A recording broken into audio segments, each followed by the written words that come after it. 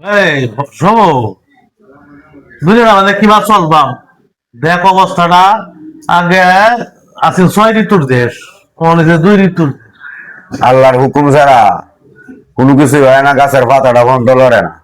এবার এই যে একটা কথা কইলি, দেখি ঠিক কইছ যে আমরা যে কুকাম করি, ফাপ করতাছি, কুকাম করতাছি, এইটি কারে হতে করতাছি। এইটা কি তা কই এমন তো এটা আমার জানা নাই। জানা নাই তে যে তুমি যে কইলা যে আল্লাহর হুকুম ছাড়া গাছের পাতা লড়ে না, এটা কিবা কইলা? এই ব্যাপারে হরাতে ভালো বুঝে, হরাতের এটা কেনি। রান দি এই হরাত তুমি সব এদিকে আয়ো। ও আচ্ছা, কি ব্যাপারে ভাই? এই যে এ ভাড়া ভাই বলছে, হ্যাঁ কইতাছে আল্লাহর হুকুম ছাড়া গাছের পাতা লড়ে না। কথাটা বুঝছো তুমি? ওরা তুমি উত্তর দিল। আমরা যাই যে পাপ করি, এই অনুষ্ঠি করি, এইটা করি, সেইটা করি, এটা কার হুকুমে করি, এইটাই বোঝা পাইতেছি। ও হ্যাঁ বলে এটা জানে না, তাই আমরা এটা করে। ও আচ্ছা, এই কথা কথা ঠিক আছে যে আল্লাহর হুকুম ছাড়া গাছের পাতা লড়ে না, এটা শুধু গাছেরই জন্য, মানুষের ক্ষেত্রে নয়। ভাই এইটা কিভাবে? বাঘ যদি ইচ্ছা করে যে আমি জঙ্গলে থাকবো না, লোকালয়ে থাকবো, এটা তার ইচ্ছায় হবে না, সে পারবে না। মাছ যদি চিন্তা করে যে আমি জলে থাকবো না, স্থলে থাকবো, সেটাও সে পারবে না। ঠিক না ঠিক? এই কথাটা ঠিক। এটা কিসের জন্য হয়? আল্লাহ পাক মানুষকে সৃষ্টির সেরা বানিয়েছে, এর অর্থ হলো তাকে ইচ্ছা শক্তি। এই ইচ্ছা শক্তি, এটা কি আর কারো নাই?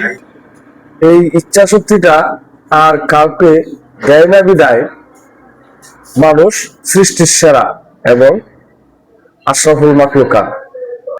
দেখছস কি কইলাম? ওরাতে সব জানে, ওরাতে এটা কি আনছিলাম। হ্যাঁ ঠিক আছে, আসলে এই হরাতে মোটামুটি ভালোই জানে, বোঝা গেল আজকে পর থেকে একটা পরামর্শ হইলো। আর হরাদের কাছ থেকে জানলাম ভাই, এই যে সবুজ যে বললো যে আল্লাহর হুকুম ছাড়া কাছে ফাতা লড়ে না, আমরা যে খারাপ করি, কার দুকায় করে করি।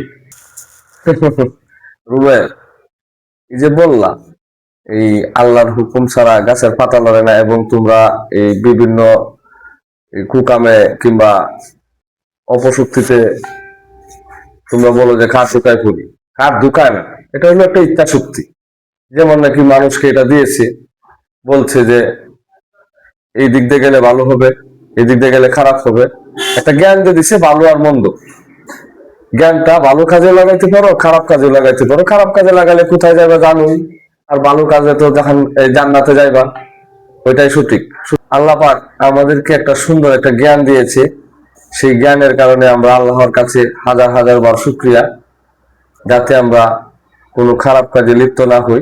গাইস, আপনারা যারা আমাদের এই ভিডিওটা দেখবেন, আমি আশা করি সকলের কাছেই যেন মহান রব্বুল আলামিনের দরবারে আমরা ভালো কিছু নিয়ে পরপারে যাইতে পারি, সেই আশাটাই আপনাদের কাছে রাখছি। যদি ভিডিওটা ভালো লাগে, লাইক লাইক কমেন্ট শেয়ার করবেন। এই আরো ভালো ভালো ভিডিও আপনারা পাবেন।